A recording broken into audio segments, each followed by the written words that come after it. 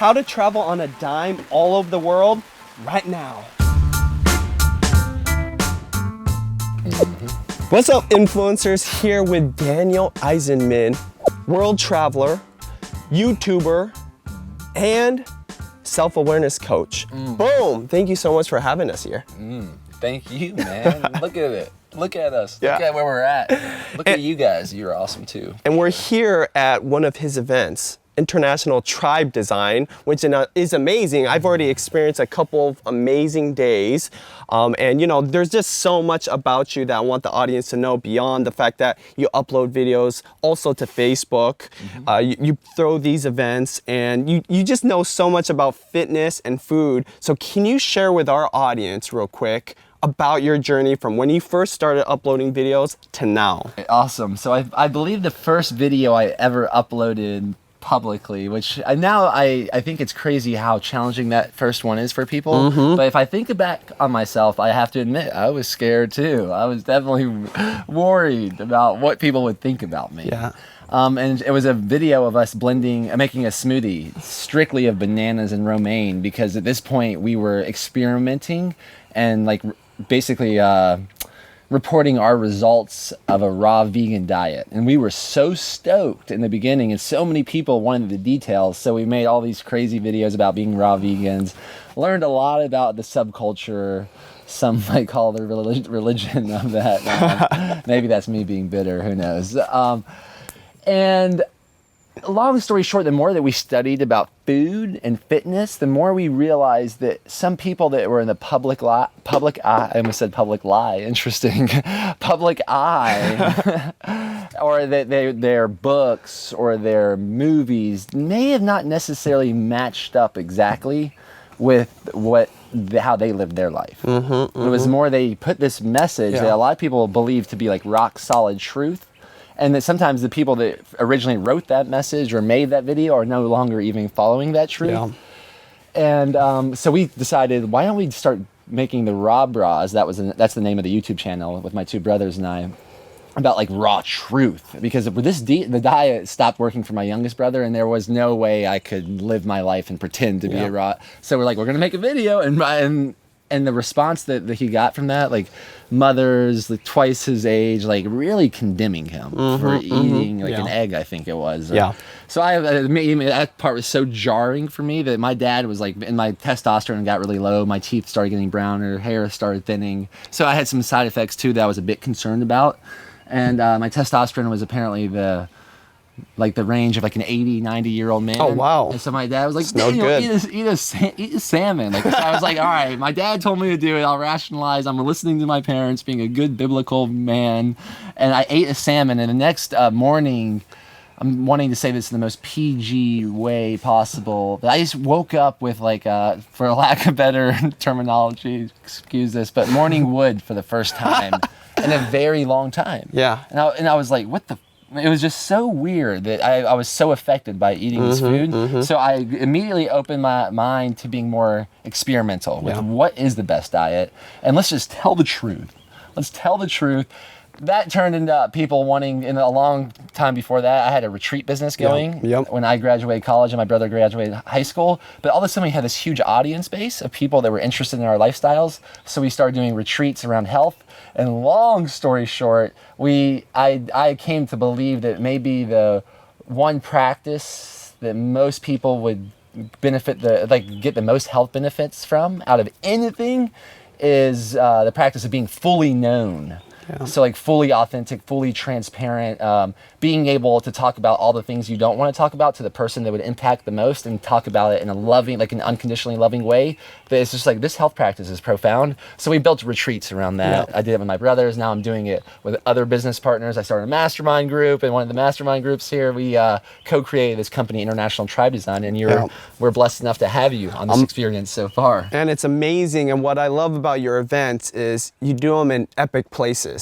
Yes. And you know, the research that goes into it, you know, of you going to different places, traveling all over the world, it's pretty amazing, and people want to travel as well. So for those potential YouTubers or current YouTubers, do you have any advice around traveling and becoming a travel vlogger? Yeah, so without sounding like too much of a smart aleck, I would say my best advice is to do it. Like, it's amazing the stories people tell me about why they don't go on vacation. Yeah. Because it had to cost this much for a flight, and it cost this much for a hotel, and all these stories. They're basically arguing for their limitations, and they're in my opinion, looking for someone else to validate that argument to make them feel a little bit more comfortable with their current reality.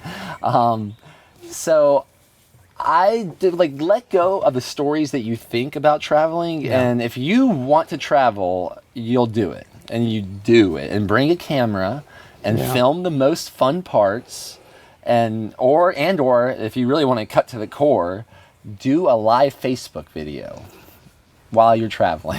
Totally. Make a travel vlog tomorrow. And if you think, oh, that's impossible, maybe take a trip into the closest national park that you can, or a beautiful place that you haven't gone in a while, if that has cell phone reception, if you can possibly do it all, because then you don't have to worry about uploading it later. Go live on Facebook. Do it. Yeah. And then you'll learn everything else. You'll learn the truth. You'll learn the truth about all the stories that prevent people from traveling and making vlogs. Yeah, I love your point about just do it, right? Which I think goes even deeper, which is if you just want to start a YouTube channel, just do it, right? You know, a lot of people have fear of the camera because they're going to be fearful of judgment, negativity, comments, which all things that you and your brothers had to deal with, right? So if we were gonna just go right to the core of the issue about, not just going and traveling and vlogging about it, but turning on the camera and recording yourself, is there any advice on that note about starting a YouTube channel in general, and any tips for, future creators that would like to either travel the world or just start a YouTube channel?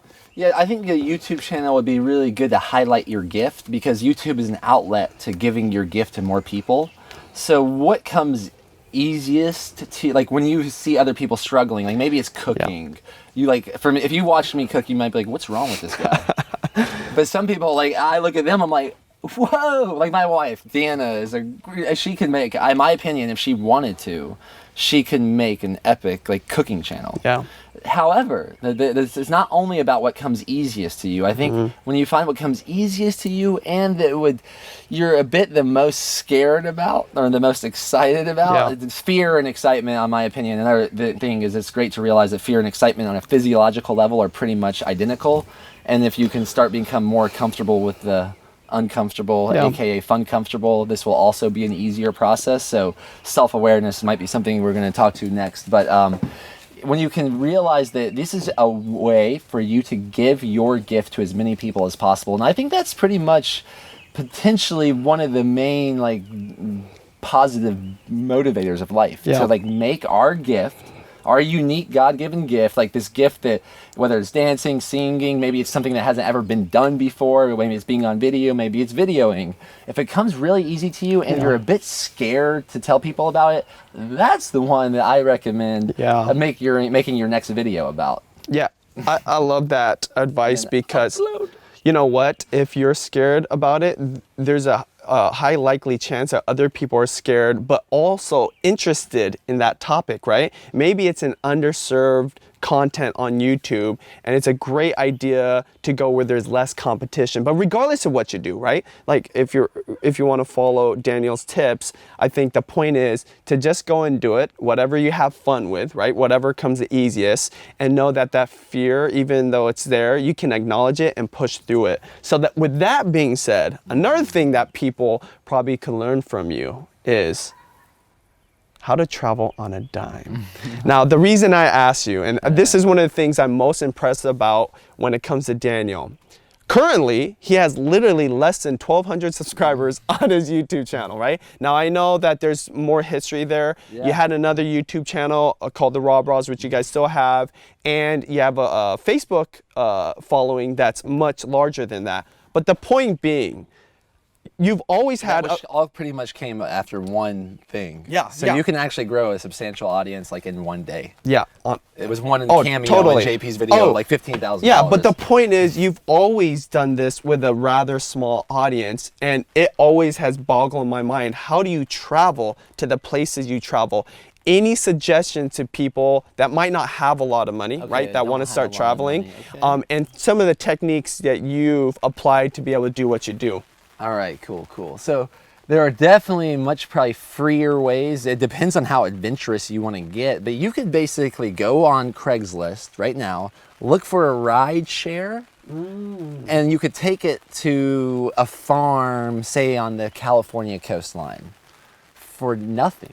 You can do that. Like if you're creative enough, you make a good ad, or you start looking for the good ads, and you go on Woofing, which is like WWOOF.org, the Worldwide Organization of Organic Farming, which is basically a platform for people to exchange energy on the farm and learning about permaculture for food and accommodations.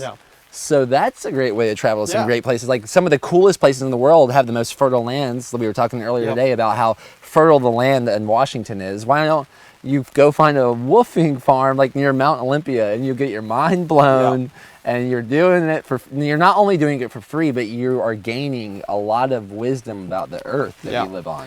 And adding to that, something else that I've seen you do and observed, and I do myself now, right, even at my level, is this idea that the video that you're going to be giving to the people you might be doing business with, right, that might be giving you some of their services, letting you stay at their places, even like you've even talked about free meals, right? Can you talk about like changing your thinking and realizing the video you bring to the table, literally in some cases, is more valuable than you think?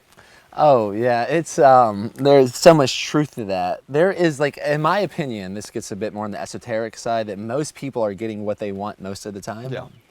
So I believe if you truly want something and you want to go for it, there's a will, there's a way.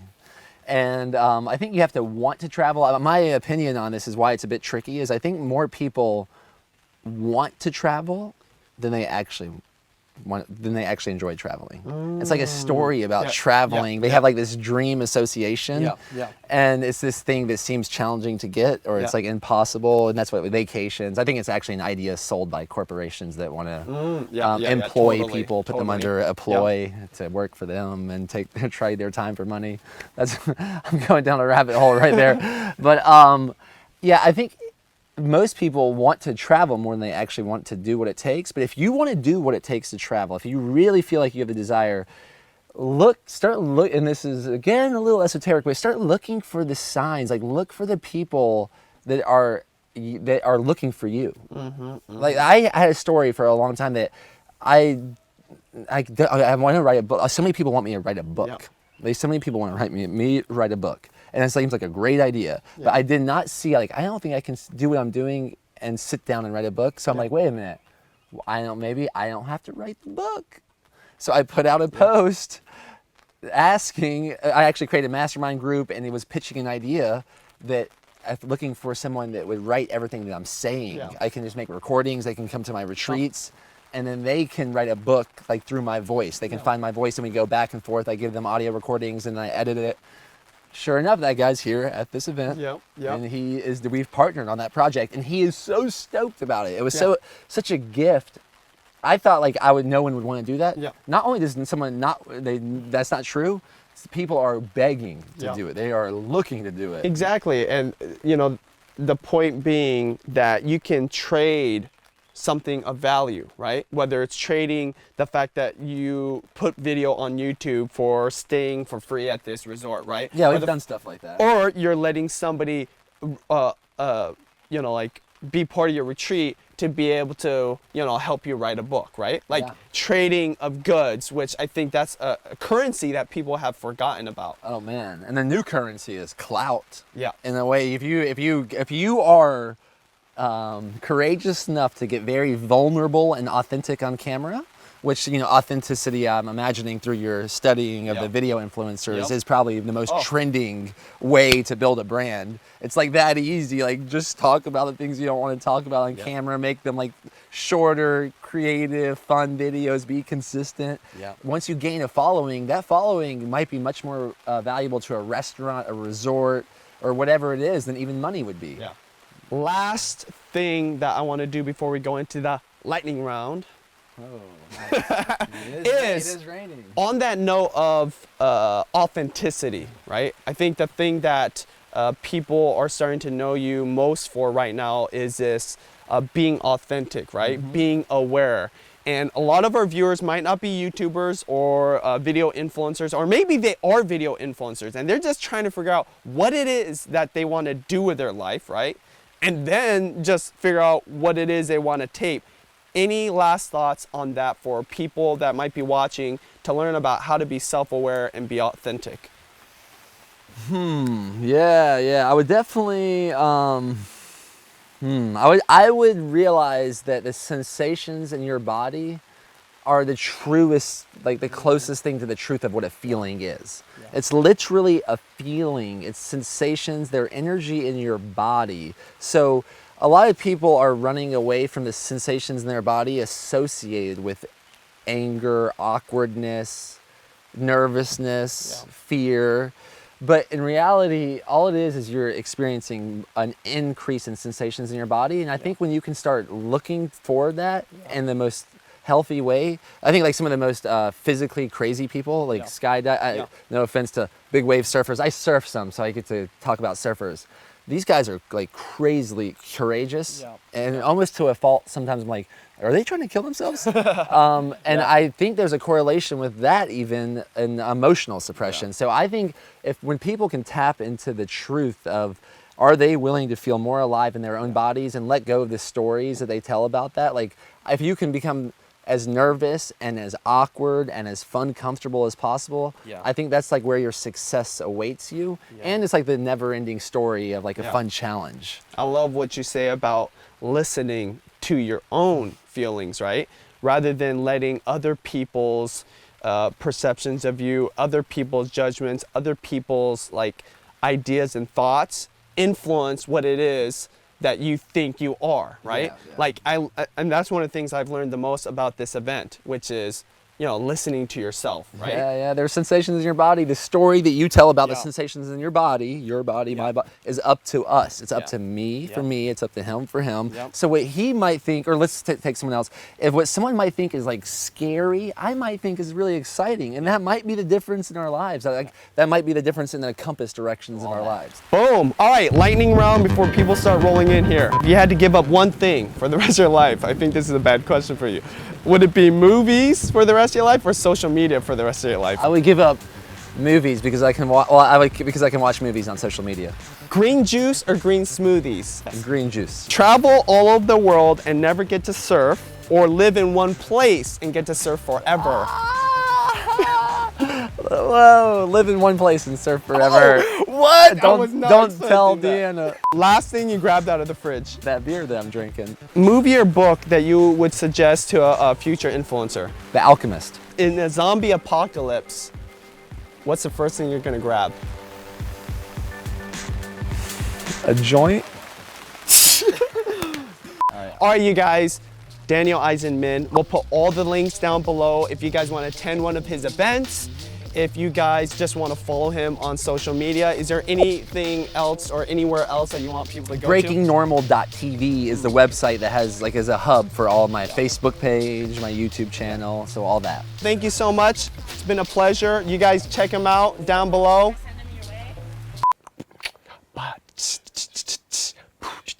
Boom, got it.